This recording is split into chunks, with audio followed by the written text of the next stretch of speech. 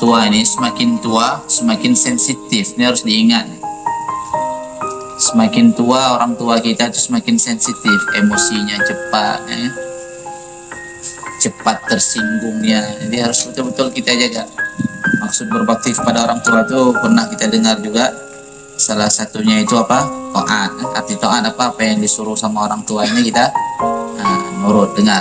Kemudian khidmat kepada orang tua. Khidmat ini apa? Meringankan beban orang tua.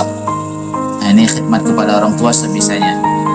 Jadi aneh ya, hari ini ada orang yang khidmat kepada gurunya habis-habisan, tapi sama orang tuanya nggak habis-habisan. Nah, ini kurang bagus juga kalau kata ulama Yaman.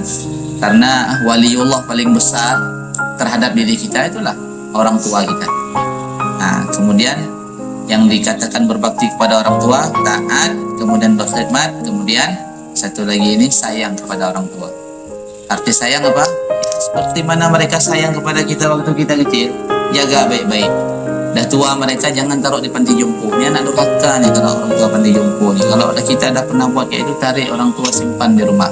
Meskipun dia berak di rumah tak ada masalah, biarin aja, bersihkan. Dulu kita kecil gitu kok. Jangan sayang sama orang tua, sayang.